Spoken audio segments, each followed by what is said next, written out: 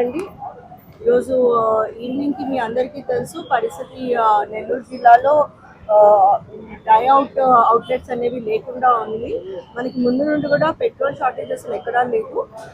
Diesel కొన్ని చోట్ల విన్నాను ఈరోజు మార్నింగ్ లేకుంటుంది. బట్ ఇప్పటికల్లా అన్ని పెట్రోల్ బంక్స్ సమృద్ధిగా వచ్చేసింది.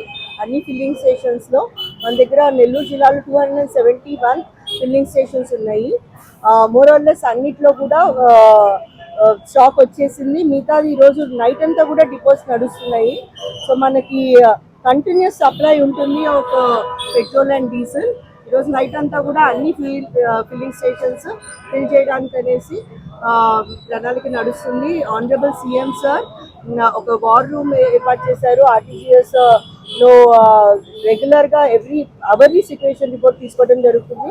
మన DGP sir and all senior officials ఎటువంటి లా అండ్ ఆర్డర్ జరగకుండా మనం ప్రతి పెట్రోల్ బంక్లోనూ ఒక పోలీస్ కానిస్టేబుల్ని, ఒక విఆర్ఓని రెవెన్యూ తరఫు నుండి అందరినీ పెట్టించాము.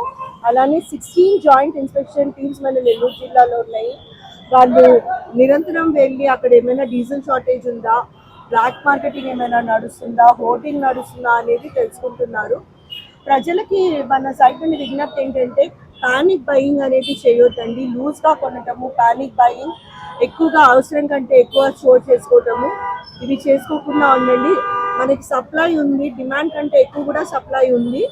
సో ఎటువంటి భయపడాల్సిన అవసరం లేదు మన జిల్లాలో. అండ్ ఎక్కడ కూడా రాష్ట్రంలో కూడా ప్రస్తుతం అన్ని చోట్ల సప్లై చేయడానికి ఓవర్ నైట్ ఫుల్ నైట్ ఈరోజు డిపోస్ వర్క్ చేస్తాయి. సో ప్రాబ్లం ఉండకుండా ఉంటుంది.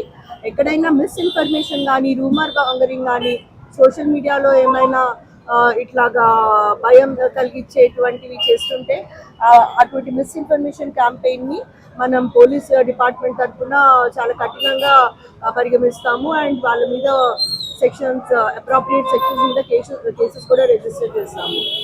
అనవసరంగా ప్రజల్ని భయభ్రాంతికి గురి చేయొద్దు. There is no shortage of fuel, మనకి కంటిన్యూస్ సప్లై ఉంది. సో మీరు చూస్తున్నారు, మార్నింగ్ కొంచెం ప్రాబ్లం ఉన్నా కానీ మొత్తం ఇప్పుడు ఈవినింగ్ కల్లా అన్ని చోట్ల సెట్ అయ్యింది. సో ఎక్కడ ప్రాబ్లం ఉండదు. మీరు మీడియా మిత్రులందరికీ కూడా మనం విజ్ఞప్తి చేస్తున్నాము, ఈ మెసేజ్ అందరికీ పంపించండి.